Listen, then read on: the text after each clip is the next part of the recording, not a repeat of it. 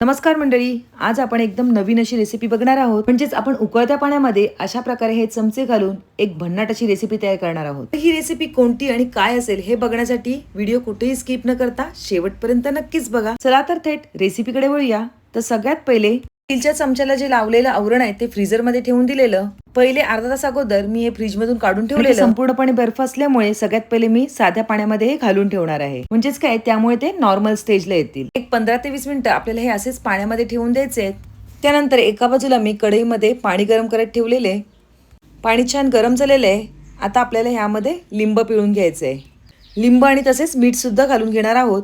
त्यामुळे आपण कढईत घातलेले जे चमचे आहेत त्याला छान अशी वेगळी टेस्ट येईल आणि त्याचा जर स्मेल येत असेल तर तो सुद्धा येणार नाही. तर या ठिकाणी आता आपण हे जे आवरण लावलेले चमचे आहेत ते ह्या उकळत्या पाण्यामध्ये घालून घ्यायचे आहेत आणि ह्याला चांगलं 5 ते 10 मिनिटं उकळ काढून घ्यायची आहे. असं केल्यामुळे आपण जे आवरण लावलेले जे चमचे आहेत ते वर येणार आहेत आणि आपलं जे बॅटर आहे ते परफेक्ट असं तयार होणार आहे. पाण्याला छान उकळ येण्यासाठी मी या ठिकाणी यावर झाकण ठेवलेलं आहे. आता तुम्ही इथे बघू शकता, झाकण ठेवल्यानंतर याला छान असा उकळ आलेला आहे आणि आपले जे चमचे आहेत ते फ्लोट होऊन वर सुद्धा आलेले आहेत आणि आपलं जे चमच्याला लागलेलं बॅटर आहे ते सुद्धा एकदम व्यवस्थित असं शिजलं गेलेलं आहे. चमच्याच्या साहाय्याने थोडंसं व्यवस्थित हलवून घेऊया. त्यानंतर ह्यातलं सगळं पाणी आपल्याला काढून घ्यायचं आहे आणि हे थंड करून घ्यायचं आहे. आता हे थंड झाल्यानंतर आपल्याला हे ज्या स्टिक आहेत त्या या चमच्याच्या मधून काढून घ्यायच्या आहेत. तुम्ही बघू शकता इकडे आपल्या स्टिक ह्या इझिली या चमच्यामधून निघत आहे. तर अजूनपर्यंत मी तुम्हाला या रेसिपीचे नाव सांगितले नव्हते. तर आज आपण या ठिकाणी सोया चॉपची एकदम भन्नाट अशी रेसिपी तयार करणार आहोत आणि 4 दिवसा अगोदरच ह्या स्टिक कशा तयार करायच्या ह्या मी तुम्हाला दाखवल्या आहेत. ह्याची लिंक मी डिस्क्रिप्शन बॉक्समध्ये खाली दिलेली आहे, ती तुम्ही बघू शकता. तर या ठिकाणी आपले एकदम परफेक्ट असे सोया चॉप झालेले आहेत. तुम्ही ते बघू शकता.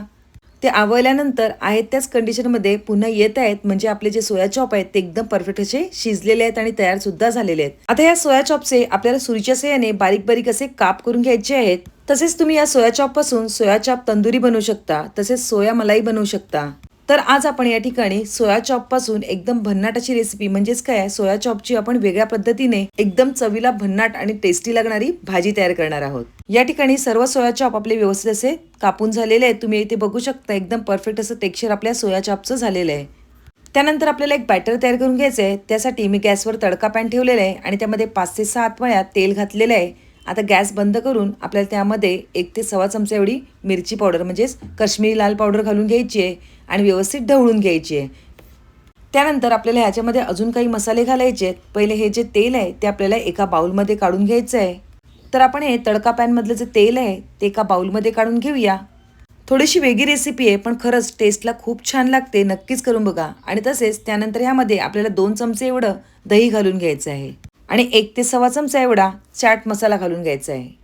आता हे सर्व आपल्याला विस्करच्या साहाय्याने एकदम छान असं मिक्स करून घ्यायचं आहे. तर आपण ह्याचं एकदम छान असं स्मूथ बॅटर तयार करून घेऊया.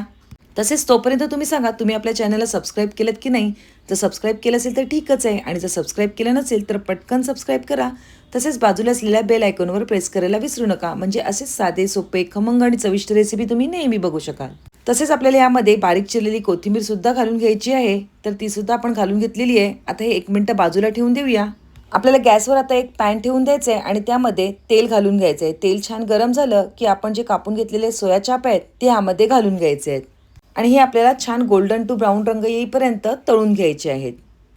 आता 1-2 मिनिटं तसंच ठेवल्यानंतर आपल्याला हे व्यवस्थित असे पलटी करून घ्यायचे आहेत. पॅनमध्ये घातल्या घातल्या लगेचच आपल्याला हे पलटायचे नाहीत. थोडे सेट झाल्यानंतरच आपल्याला हे पलटून घ्यायचे आहेत. आता या ठिकाणी तुम्ही बघू शकता आपले हे जे सोया चॉप आहेत त्यांना एकदम छान असे व्यवस्थित लेअर दिसत असतील तुम्हाला. म्हणजे आपले सोया चॉप हे एकदम परफेक्ट असे तयार झालेले आहेत आणि त्यांना लेअर सुटायला सुद्धा सुरुवात झालेली आहे. हे सोया चॉप आपण अखंड सुद्धा करू शकत होतो, पण काय होतं, जेव्हा अख्खेच्या अख्खे करतो ना तेव्हा त्याचं मॅरिनेशन आहे ते एकदम व्यवस्थित होत नाहीत. त्यामुळे आपण अशा प्रकारे छोटे छोटे तुकडे करून ह्यांना मस्तपैकी फ्राय करून घेतलेलं आहे. या ठिकाणी आपल्या सोया चॉपला परफेक्ट असा गोल्डन टू ब्राऊन रंग आलेला आहे. आता अजून आपल्याला या ठिकाणी कडक करायचे नाहीयेत, नाहीतर मग आपल्याला याला जास्त टेस्ट लागणार नाही. त्यामुळे आता हे आपल्याला व्यवस्थित असे एका प्लेटमध्ये काढून घ्यायचे. तर अशाच प्रकारे आपल्याला दुसऱ्या बॅचचे सुद्धा सोया चॉप अशाच प्रकारे गोल्डन टू ब्राऊन रंग येईपर्यंत व्यवस्थित असे तळून घ्यायचे. तर ते सुद्धा आपले छान असे तळून झालेले आहेत. आता हे सुद्धा आपण एका प्लेटमध्ये काढून घेऊया आणि त्यानंतर हे जे गरम गरम तळलेले सोया चॉप आहेत ते आपण तयार करून घेतलेले जे बॅटर आहे त्यामध्ये सर्व घालून घ्यायचे आहेत. तर सर्व आपण सोया चॉप ह्यामध्ये मस्तपैकी घालून घेऊया. एकदम गरम गरम असल्यामुळे काय होणार आहे, आपण जे हे तयार करून घेतलेलं जे बॅटर आहे ते मस्तपैकी ह्यामध्ये व्यवस्थित असं मुरणार आहे आणि ह्याची टेस्ट ही दुपटीने वाढणार आहे. बऱ्याच जणांना ही रेसिपी माहीत नाही आहे, पण खरंच तुम्ही अशा प्रकारे ही जी रेसिपी आहे ना ती घरी करून बघा. आणि जर सोया चॉप तुम्हाला घरी बनवायची असेल तर याची लिंक मी डिस्क्रिप्शन बॉक्समध्ये दिलेली आहे. आता आपल्याला या भाजीसाठी अजून काय पाहिजे ते बघून घेऊया. या ठिकाणी मी 3 मीडियम साईजचे कांदे घेतलेले आहेत. आता हे आपल्याला लांबडे असे कापून घ्यायचे आहेत. तर सर्व कांदे आपण लांबडे कापून घेऊया. तसेच ह्या रेसिपीसाठी आपल्याला 2 मोठ्या साईजचे टोमॅटो घ्यायचे आहेत आणि ते सुद्धा आपल्याला कापून घ्यायचे आहेत. या ठिकाणी आपल्याला टोमॅटो बारीक नाही चिरले तरी चालणार आहे, कारण ह्या टोमॅटोची आपल्याला डायरेक्ट मिक्सरमधून प्युरी करून घ्यायची आहे. तर आपण हे टोमॅटो सर्व असेच कापून घेऊया. टोमॅटो कापून झाल्यानंतर आपण ज्या पॅनमध्ये सोया चॉप तळून घेतलेले त्यामधलं थोडं तेल कमी करायचं आहे आणि आपण जो कापून घेतलेला कांदा आहे तो संपूर्ण यामध्ये मस्तपैकी तळून घ्यायचा आहे. ज्याप्रमाणे आपण बिर्याणीसाठी बरिस्त्यासारखा कांदा तळून घेतो त्याप्रमाणे आपल्याला हा कांदा आहे तो एकदम व्यवस्थित असा गोल्डन टू ब्राऊन रंग येईपर्यंत एकदम छान असा तळून घ्यायचा आहे. तर या ठिकाणी आपला कांदा मस्तपैकी गोल्डन टू ब्राऊन असा रंग झालेला आहे. आता हाच आपल्याला पॅनमध्ये थंड करून घ्यायचा आहे. मी टोमॅटोची अगोदरच प्युरी करून घेतलेली. आता ह्यामध्ये आपल्याला हा तळून जो घेतलेला कांदा आहे तो सुद्धा संपूर्णपणे घालून घ्यायचा आहे आणि ह्याची बारीक अशी प्युरी तयार करून घ्यायची आहे. तर या ठिकाणी आपली प्युरी तयार झालेली आहे. आता गॅसवर कढई ठेवायची आहे. पॅनमध्ये शिल्लक राहिलं जे तेल आहे म्हणजे जवळजवळ 5 ते 6 पळ्या तेल असेल ते यामध्ये आपण घालून घेतलेलं आहे. तेल छान गरम झालं की यामध्ये काही खडे मसाले घालून घ्यायचे आहेत. त्यामध्ये चक्रफूल, दालचिनी, तेजपत्ता, वेलची, जावेत्री, काळी मिरी, लवंग हे सगळं घालून घेतलेलं आहे. आता हे छान तेलामध्ये तडतडलं की त्यामध्ये आपल्याला अर्धा चमचा एवढं हिंग घालून घ्यायचं आहे आणि हिंग सुद्धा छान फुललं की त्यामध्ये आपल्याला आलं आणि लसूण बारीक चिरलेलं मी येथे घेतलेलं आहे ते आपण यामध्ये घालून घेणार आहोत. बारीक चिरलेलं लसूण घालून घेऊया आणि तसेच बारीक चिरलेलं आलं सुद्धा घालून घेतलेलं आहे. आता आलं आणि लसूण ह्याचा सगळा फ्लेवर या तेलामध्ये उतरेपर्यंत आपल्याला हे व्यवस्थित असं परतवून घ्यायचं आहे. त्यामुळे आलं आणि लसणाचा सगळा फ्लेवर यामध्ये उतरला जाईल. त्यानंतर आपण कच्ची टोमॅटो आणि तसेच तळलेला कांदा ह्याची जी ग्रेव्ही करून घेतली आहे ती यामध्ये घालून घ्यायची आहे आणि तसेच मिक्सर धुवून होईल एवढं यामध्ये पाणी घालून घ्यायचं आहे आणि ह्या ग्रेव्हीला व्यवस्थित असं तेल सुटेपर्यंत आपल्याला ही छान अशी परतवून घ्यायची आहे.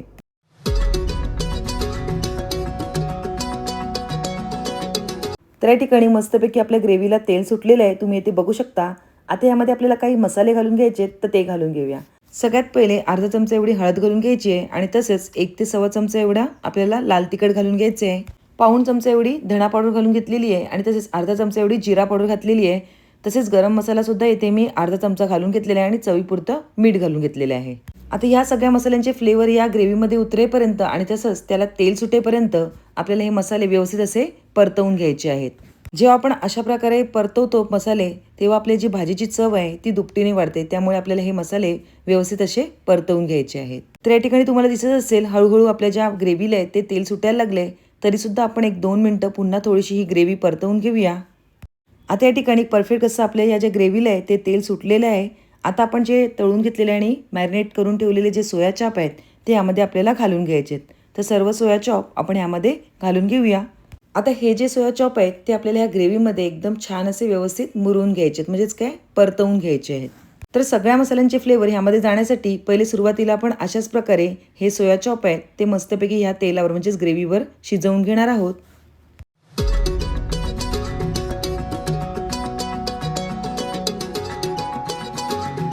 मसाले आणि सोया चॉप असेच परतल्यानंतर आपल्याला ह्यावर 1-2 मिनिटं झाकण ठेवून घ्यायचं आहे आणि तुम्ही इथे बघू शकता 2 मिनिटानंतर आपल्या ज्या ग्रेव्हीला आणि सोया चॉपला मस्तपैकी तेल सुटलेलं आहे. पुन्हा आपण 1-2 मिनिटं व्यवस्थित असे परतवून घेऊया आणि त्यानंतर आपले जे बाऊल आहे त्यामध्ये थोडं धुवून होईल एवढं पाणी मी ह्यामध्ये घालून घेणार आहे.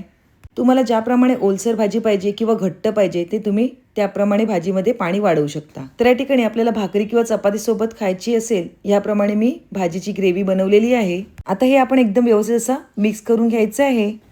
मी या ठिकाणी आपल्या ग्रेव्हीची कन्सिस्टन्सी आहे ती एवढी ठेवलेली आहे. आता हे आपल्याला जे मसाले आहेत ते असेच परतवून घ्यायचे आहेत. असं केल्यामुळे आपली जी भाजी आहे त्याची चव अशी दुपटीने वाढणार आहे. त्यामुळे आपण सगळे मसाले ग्रेव्ही हे सगळं आपण व्यवस्थित असं तेलावर परतवून घेतलेलं आहे.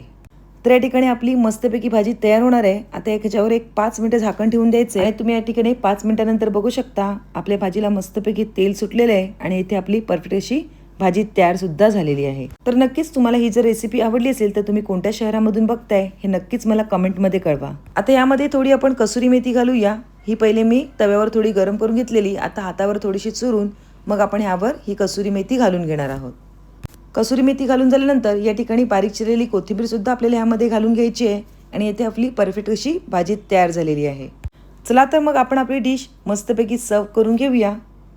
तर तुम्हाला दिसत असेल ह्या भाजीवर जास्त तेल आलेलं आहे, पण ही भाजी जास्त तेलाशिवाय छान होत नाही, त्यामुळे आपण येथे जास्त प्रमाणामध्ये तेल घातलेलं आहे आणि तुम्हाला पाहिजे असेल तर ह्याच्यावरचं तेल तुम्ही काढूसुद्धा शकता. तर तुम्हाला माझी आजची ही रेसिपी कशी वाटली नक्कीच कमेंटद्वारे कळवा. रेसिपी आवडली असेल तर पटकन एक लाईक करा आणि तसेच तुमच्या फ्रेंड्स आणि रिलेटिव्हसोबत आपली ही लिंक शेअर करायला विसरू नका. पुन्हा एक नवी रेसिपी घेऊन येऊया. तोपर्यंत बाय बाय. थँक्यू.